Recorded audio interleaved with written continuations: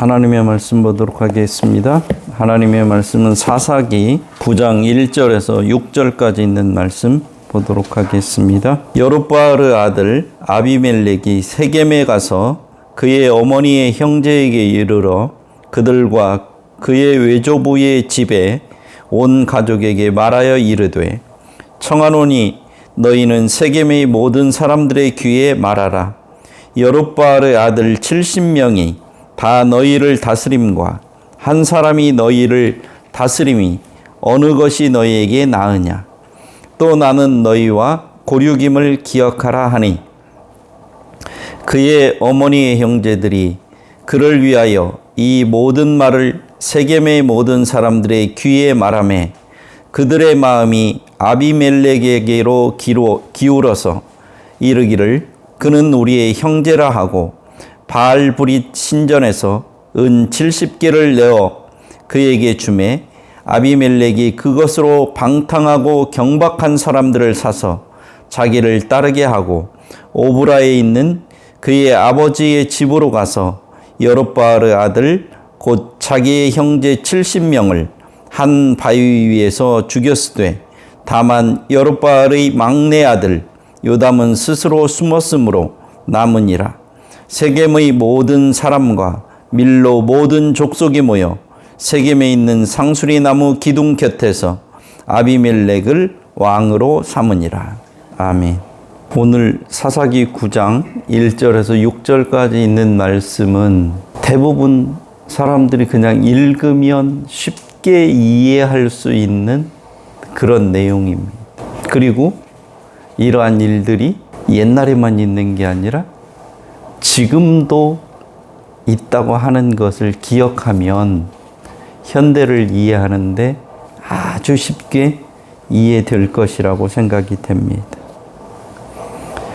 기드온은 왕이 되어달라는 백성들의 요구는 거절했지만 왕 같은 삶을 살고자 하는 욕망과 탐욕은 거절하지 못했습니다.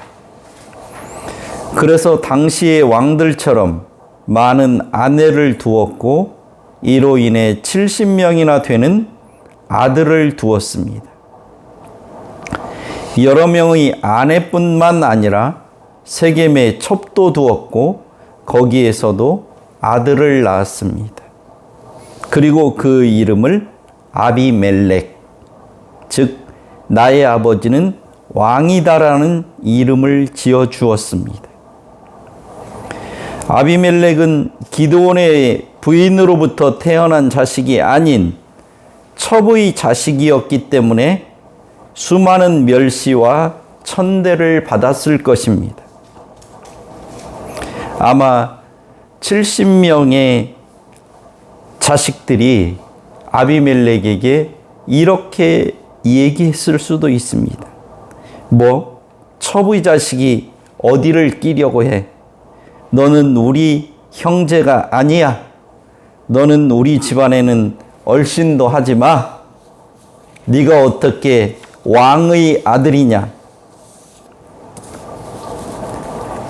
우리가 적자지 네가 뭔데? 웃기지 마. 이런 등등의 조롱도 들었을 것입니다. 이런 수많은 어려움을 당하면서도 아비멜렉은 부친이 자기에게 지어준 이름의 의미를 되새기며 두고 봐라, 내가 반드시 왕이 되어서 이 서러움을 갚아주겠다고 맹세했을 것입니다.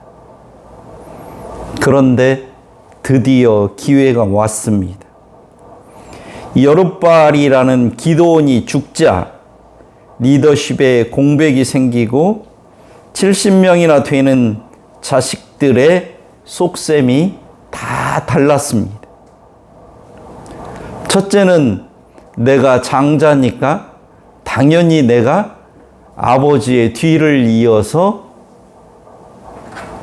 왕처럼 이렇게 행동하며 살아야지. 그리고 동생들은 내가 하는 이야기를 당연히 따라야지. 이런 생각을 했을 것입니다. 또 그 중에 다른 자식은 무슨 소리야? 내가 형보다 훨씬 머리도 좋고 뛰어난데 그 자리는 내 것이지. 또 어떤 사람은 혼자는 안 되니까 자기하고 마음 맞는 다른 형제들하고 힘을 합해서 그 자리를 노렸을 수도 있을 것입니다. 부모가 죽으면 유산을 조금 남겨놓으면 자식이 몇 명 안 되어도 그것 조금 더 가지려고 아주 난리 법석을 떠는 것을 우리들이 요즘도 많이 볼 수 있습니다. 그런데 아비멜렉이 어마어마한 그런 재산을 갖고 있었고 권력을 쥐고 있는 그런 상황에서 자식이 70명이나 되니 이 얼마나 혼란스러운 상황이 발생되었겠습니까? 이런 혼란스러운 틈을 타서 내가 진짜 왕이 되겠다는 이런 생각을 실행에 옮기는 사람이 있었습니다. 아비멜렉은 지금까지 자기 부친 기드온이 살아온 모습 속에서 하나님을 발견하기보다는 약삭 빠르고 자기 마음대로 하나님을 이용해 먹는 이런 기드온의 모습 속에서 자기가 어떤 행동을 해야 할지를 잘 알고 있었을 것입니다. 그래서 아비멜렉은 실제로는 왕이 아니면서 왕처럼 사는 아버지의 모습에 만족하지 않고 아버지를 넘어서는 실제적인 왕이 되고자 했습니다. 그래서 자기 외가가 있는 세겜으로 가서 자기의 외가 식구들을 만납니다. 본문 9장 1절과 2절을 보면 아비멜렉의 아주 교활한 모습을 볼 수 있습니다. 세겜에 있는 자기 외가 식구들을 되게 존중해 주는 것 같이 이렇게 이야기하면서 전혀 강요하거나 자기의 욕심을 드러내지 않는 것 같이 이렇게 포장해가지고 그 사람들을 존중하면서 그들에게 선택권을 주는 것 같이 이렇게 얘기하면서 올바른 선택을 할 수 있도록 잘 조언하는 것처럼 그렇게 이야기하는 모습을 볼 수 있습니다.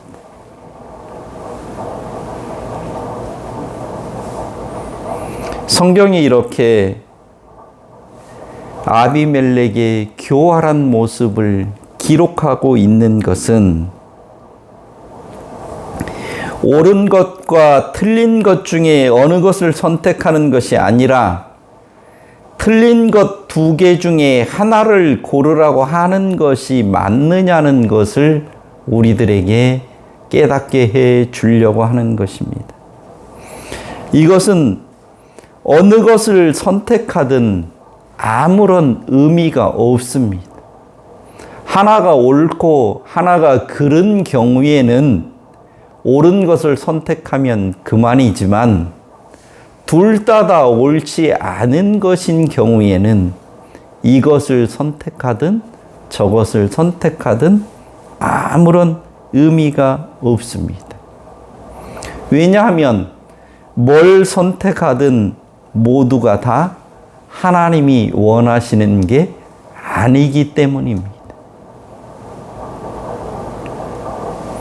진정한 선택의 자유는 제공되는 정보가 선택해야 되는 것이 올바른 것이고 진리여야 합니다. 많이 듣는 말 중에 사고방식을 바꿔라, 창조적으로 생각해라 이렇게 이야기들을 하지만 죄의 가치관, 죄의 원리 내에 있는 변화는 변화가 아닙니다. 죄의 인식체계의 한계 속에 있는 창조적인 사고는 전혀 창조적이지 않고 파괴적일 뿐입니다. 신학이 구학보다 더 교묘하고 교활할 뿐입니다. 마음의 변화가 있지 않는 죄인들을 공부시키는 것은 마귀를 공부시키는 것과 마찬가지입니다. 악마를 더 교활하게 만드는 것과 같은 것입니다. 지금도 고위 공직자들의 범죄와 이를 변호하는 노펌들의 논리를 보면 알 수 있습니다. 일반인의 상식을 벗어난 해괴한 논리와 주장들로 전관 예우와 검언 유착을 통해서 법꾸라지들이 어떻게 죄인 것을 죄가 아닌 것으로 만들고 이 사회를 파괴하고 있는지를 보면 잘 알 수 있습니다. 그래서 나온 말이 무전유죄, 유전무죄라는 말까지 돌아다니고 있는 것입니다. 돈이 없이 힘 없는 사람은 조그마한 잘못만 저질러도 그 치러야 되는 대가가 아주 혹독합니다. 그런데 돈이 많고 좀 배워서 뭘 알고 있다고 하는 사람들은 큰 죄를 저지르고도 그것을 죄가 아닌 것으로 만들고 떵떵거리며 사는 모습을 우리는 얼마든지 볼 수 있습니다. 이것은 정의도 공평도 아닙니다.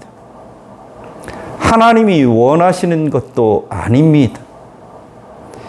이런 일이 발생하는 것은 그 마음의 변화가 없는 자들이 법을 이용하고 돈을 사용해서 이 사회를 파괴하는 그런 또 다른 범죄 행위를 저지르는 것입니다. 죄에게 사로잡혀 있는 마음의 변화는 변화가 아닙니다.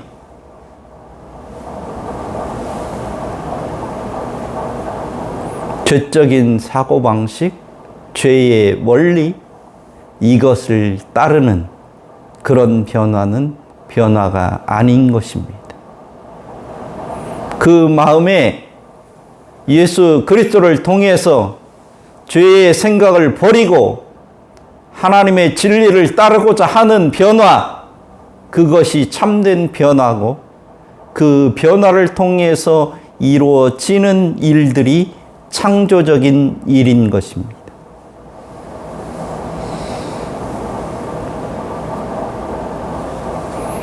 형제의 난을 일으켜 형제를 다 죽이고 스스로 왕이 된 아비멜렉에게서 지금도 우리 사회에서 흔하게 볼 수 있는 이런 죄인들의 악행의 모습을 보게 됩니다.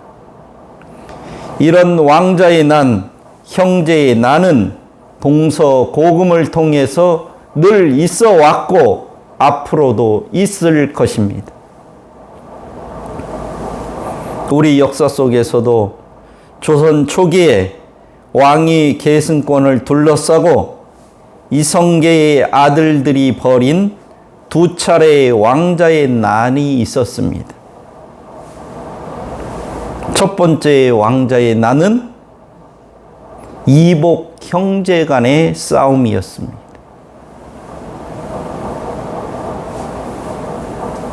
이복 형제 간의 6대 2의 싸움.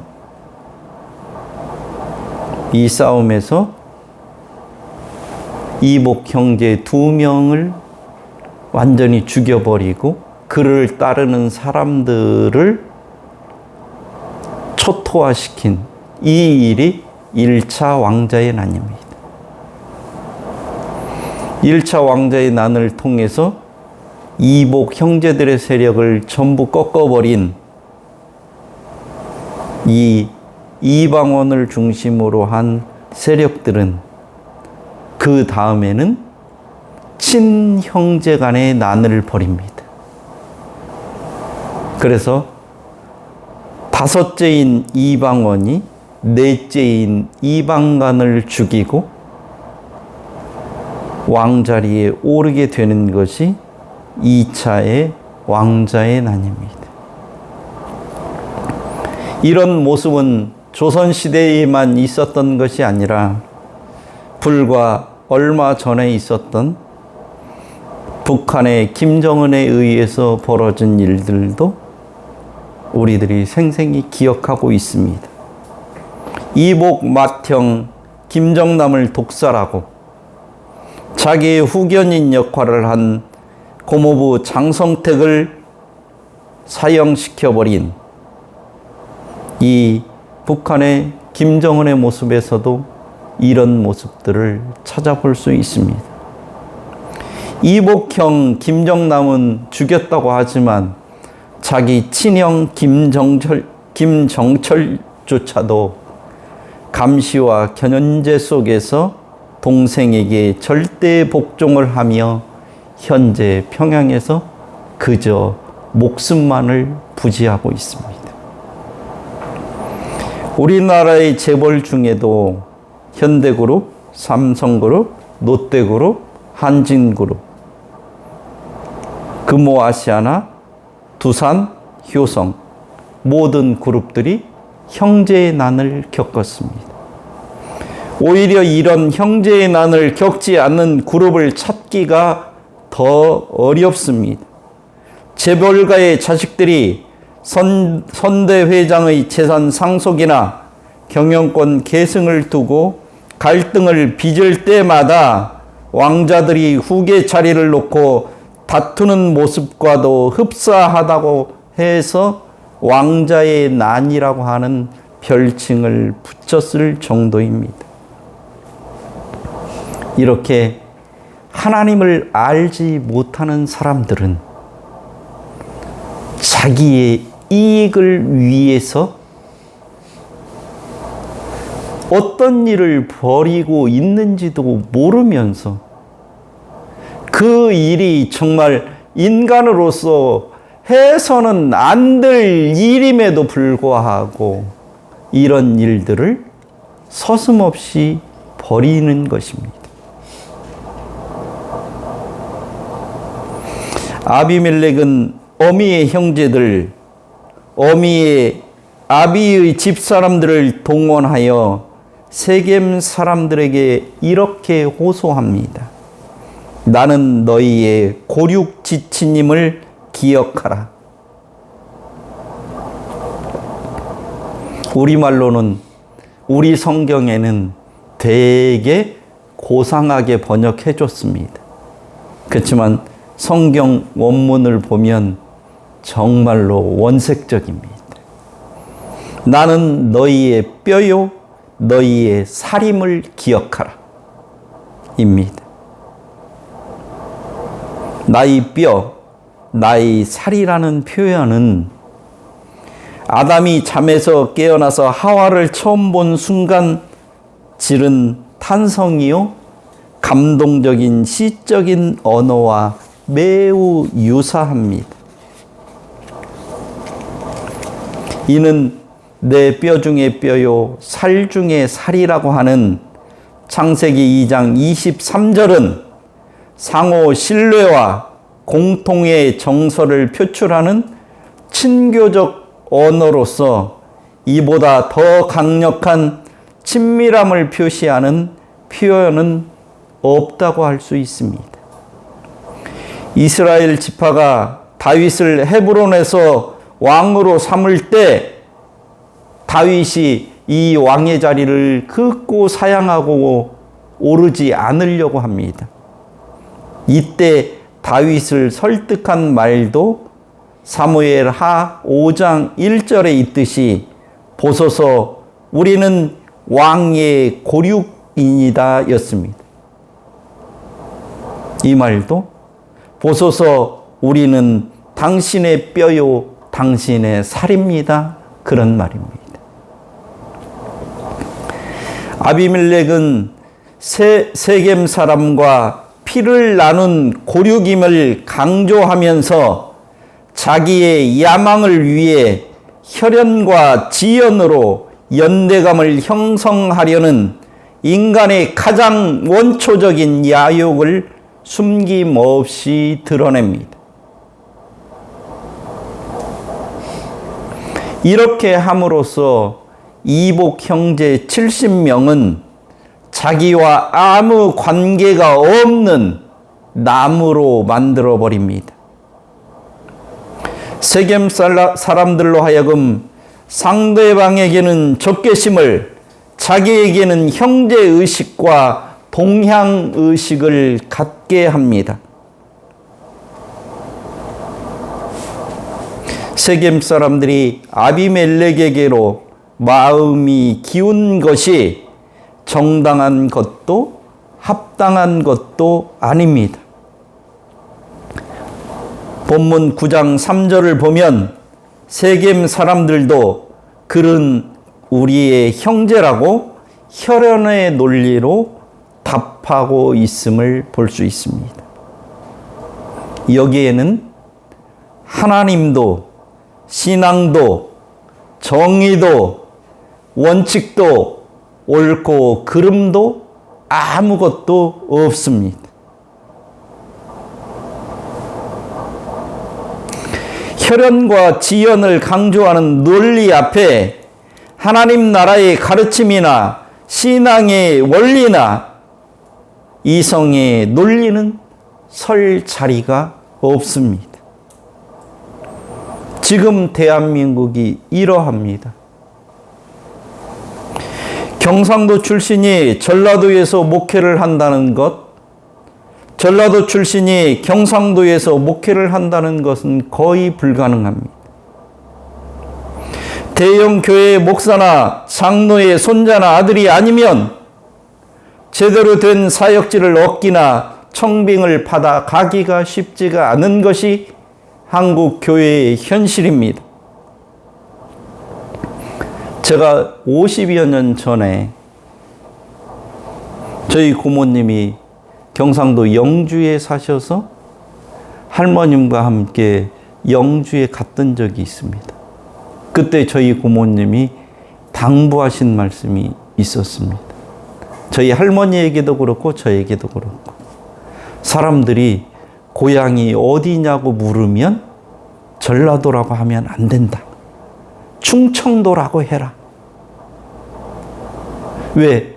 우리 고모님은 거기에 가서 사시면서 본인이 충청도 출신이라고 사람들에게 얘기하고 주변 사람들과 어울려서 살았던 것입니다. 그런데 제 할머니와 제가 가서 우리 고향은 전라도라고 하면 그동안 우리 고모가 해왔던 모든 거짓말이 탄로나고 다른 사람들로 하여금 전라도 사람하고는 상대하지 않는다. 이런 분위기였기 때문에 그렇습니다.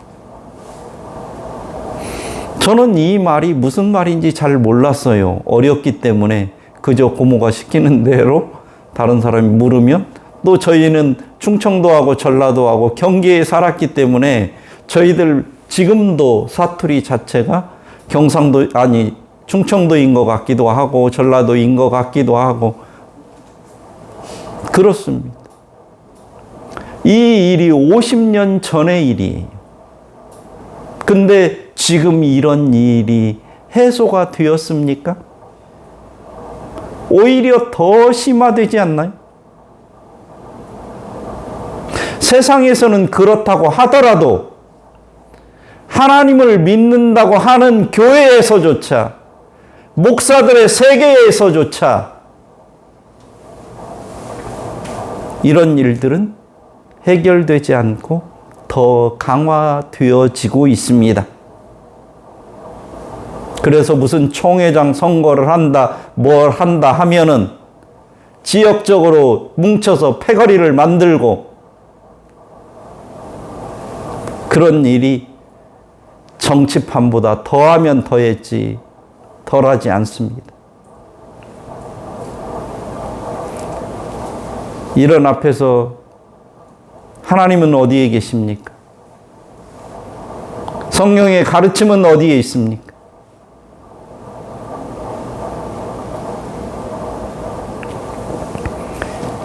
또한 신앙이나 성경의 가르침과는 상관없이 무당을 추종하는 자라도 이세벨과 같은 자리에 있는 자에게라도 자기에게 도움만 된다면 가차없이 국가의 미래나 국민들의 어려움은 아랑곳하지 않고 신앙을 헌신짝 버리듯 버리는 국회의원들, 장차관들, 장성들, 법조인들, 언론인들, 소위 말하는 오피니언 리더들, 스스로 사회 지도층이라고 생각하는 자들, 이런 정신 빠진 자들이 얼마나 많이 있는지 알 수가 없습니다. 이것이 현재 대한민국의 현실입니다.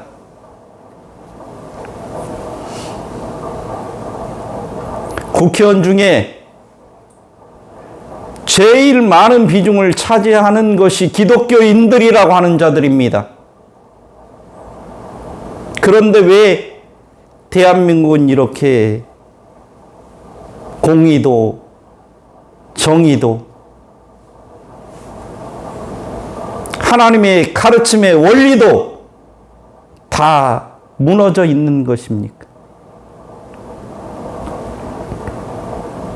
성경의 가르침과는 아무런 관련도 없이 나라를 혼란케 하는 극우의 태극기 부대들과 이성적 판단이나 논리보다는 팬덤에 매몰된 개딸들의 주장을 무비판적으로 수용하는 한국 교회는 그 존재의 의의를 상실해가고 있습니다. 세상에 매몰되어져 버리는 이런 한국 교회, 하나님의 말씀으로 다시 돌아오고 하나님의 말씀이 우리에게 무엇을 가르치는지를 분명히 기억해야 될 것입니다. 아비멜렉이 호소한 것처럼 혈연에 지연에 얽혀서 하나님의 말씀을 기준으로 하는 올바른 삶의 원리를 기억하지 않고 너는 어디 출신이냐? 네 아버지는 어떤 교회 목회를 했냐?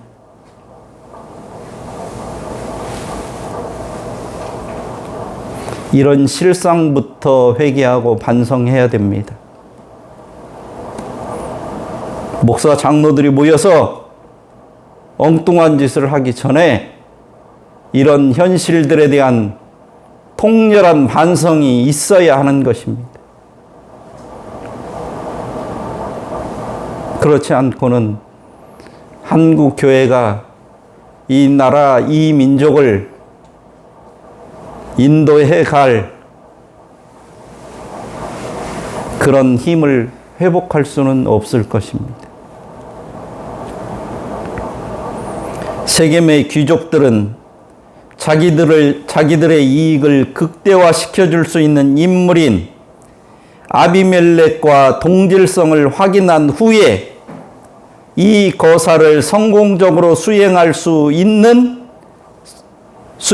있도록 거사 자금을 제공합니다. 본문 9장 4절 상반절에는 이 일에 대하여 바알브릿 묘에서 은 70개를 내어 아비멜렉에게 주매라고 기록하고 있습니다. 이 부당한 거사 자금은 바알브릿 신전에서 나왔습니다. 이것은 자기 부친인 여룹바알을 능멸하는 행위입니다.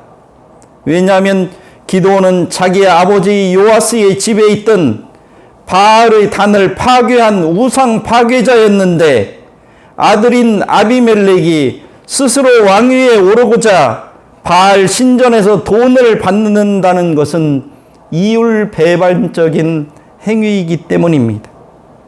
그뿐만이 아니라 이 돈으로 자기 형제들을 몰살시키는 악한 일을 하는데 이 돈을 사용하기 때문입니다. 아비멜렉은 이 돈으로 정의와 불의를 구분할 줄 모르는 자들, 성경의 표현대로 하자면 방탕하고 경박한 자들, 돈만 주면 어떤 일이라도 하는 자들을 고용했다고 성경은 기록하고 있습니다. 아비멜렉이 하려는 일은 신앙인이 아니어도 정상적인 사고를 하는 사람이라면 하기 힘든 일입니다. 그렇기 때문에 아비멜렉은 분별력이 없고 저돌적인 무리를 고용한 것입니다. 오늘날도 이런 자들을 손쉽게 찾아볼 수 있다는 것이 비극입니다. 이런 무도한 자들을 정치인들이나 종교인들이 교묘하게 이용합니다. 전당대회, 주주총회, 심지어는 당회, 교단의 노회나 총회, 이런 깡패 집단들을 동원하고 이용하는 정치인들, 목사, 장로들이 있는 것이 사실입니다.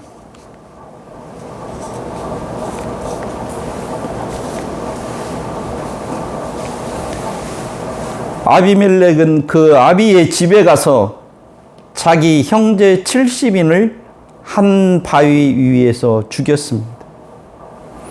죄는 죄를 낳고 원한은 원한을 쌓습니다. 불의는 더 큰 불의를 저지르게 됩니다. 그래서 얻은 왕의 자리, 정권이 무엇이길래 이런 큰 악행을 행합니까? 하나님을 믿지 않는 사람, 하나님의 은혜를 깨닫지 못한 사람들의 삶이 이렇습니다. 여롯바알은 자기가 만든 에봇 때문에 하나님의 뜻보다는 풍요로운 삶을 살려는 욕심 때문에 자기의 욕망에 충실한 왕 같은 생활 때문에 그 인생의 말로가 비참했습니다. 여롯바알이 죽자마자 이스라엘 백성들은 여호와 하나님을 떠나 바알을 섬겼고 자기의 후손들은 이스라엘 사람들에게 제대로 된 대우도 받지 못했으며 자기 자식들은 형제의 난으로 첩의 자식에게 몰살당하는 비참한 운명을 맞이했습니다. 이렇게 된 것이 하나님이 벌을 주어서 그렇게 된 것이 아닙니다. 하나님 없는 인생이 원래 이런 것입니다. 하나님께서는 선인과 악인에게 골고루 비를 주시지만 선인은 선량한 열매를 맺고 악인은 악독한 열매를 맺습니다. 예수 그리스도를 믿어 하나님의 자녀로 거듭나지 아니하면 그가 하는 모든 일이 그 열매가 결국은 이렇게 악의 열매를 맺게 되는 것입니다. 하나님께서는 아비멜렉의 사건을 통해 인생의 올무와 가시가 무엇인지, 자유와 행복을 어떻게 하면 누리며 살 수 있는지를 우리로 하여금 알기를 원하시는 것입니다. 하나님이 없는 인생, 성공적이고 풍요로운 것 같지만 빈 쭉정이 인생입니다. 하나님 없는 인생을 살 겁니까? 하나님과 동행하는 삶을 사실 것입니까? 하나님 안에 거하는 삶을 사시겠습니까? 하나님을 떠난 삶을 사시겠습니까?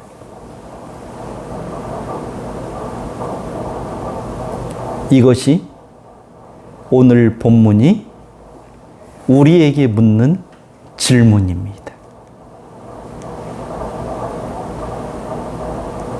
아비멜렉은 왕처럼 살았고 자기 아들의 이름을 나의 아버지는 왕이라고 지어줘서 권력을 누리고 풍요를 누리고 사는 것 같았지만 그 인생은 아무것도 없는 빈털터리 인생이었습니다.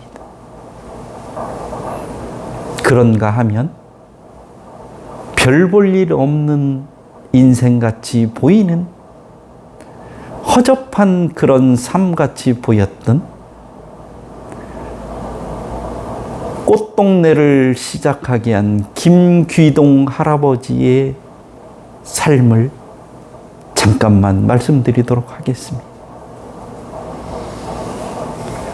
그분은 장애의 삶을 살게 되었습니다.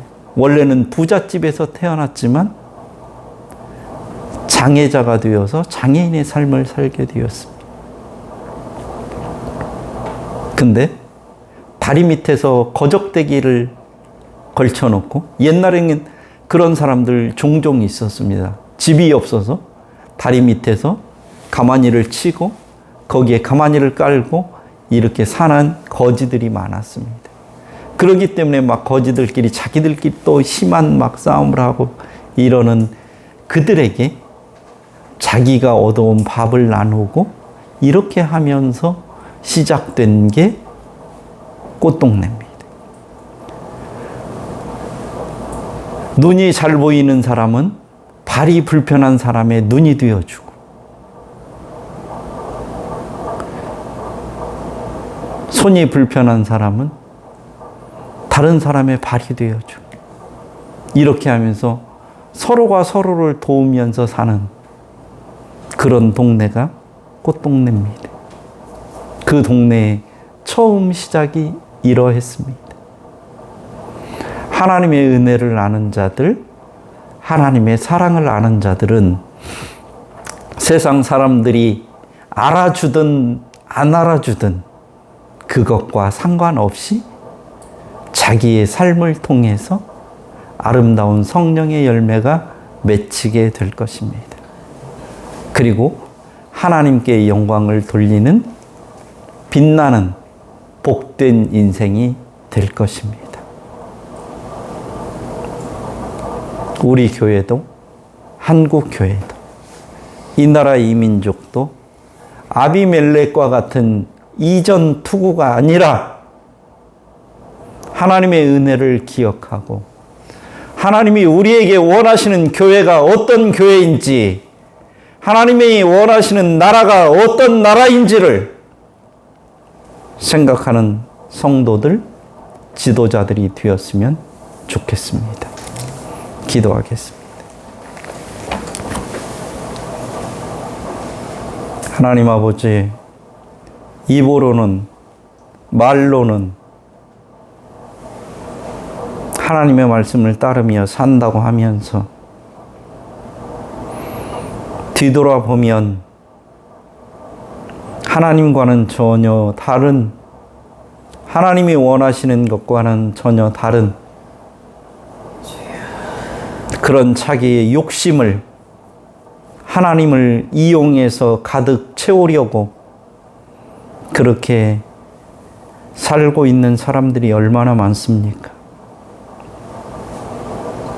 한국 교회를 이용하고 종교를 이용하려고 하는 그런 사악한 정치인들, 또 교회를 이용해서 어떻게든 자기 일신의 성공을 쟁취해 보려고 하는 거듭나지 아니한 그 마음의 변화가 없는 그런 자들이 교회 안에 얼마나 많이 있는지 모릅니다.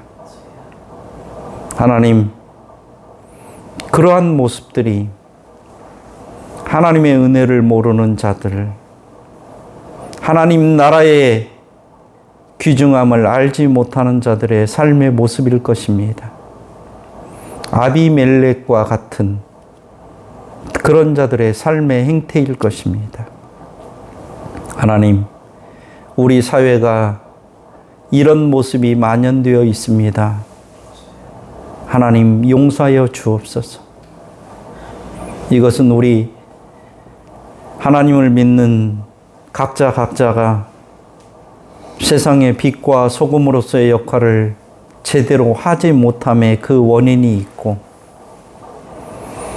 또 성도들을 올바로 일깨우고 하나님의 말씀을 올바로 전해야 되는, 그런데 그렇게 하지 못하는 목사들의 책임이 제일 큰 것을 하나님 앞에 고백합니다. 하나님 용서하여 주시고 교회가 교회다워지게 해 주시옵소서. 성도들이 빛과 소금으로 살아갈 수 있도록 주님 은혜를 베풀어 주옵소서. 그래서 하나님, 우리의 삶을 통해서 예수 그리스도의 삶이, 예수 그리스도의 살아계심이 증거될 수 있도록 주의 성령께서 저희들을 깨닫게 해주시고 인도하여 주옵소서. 예수님의 이름으로 기도드립니다. 아멘. 이제는 우리 주 예수 그리스도의 은혜와 하나님 아버지의 극진하신 사랑과 성령님의 감화, 감동, 교통하심이 하나님의 백성으로 하나님의 은혜를 덧입어 빛과 소금이 되어지기를 원하는 당신의 사랑하는 백성들과 이 나라 이 민족 교회 위에 이제로부터 영원토록 함께 하실지어다.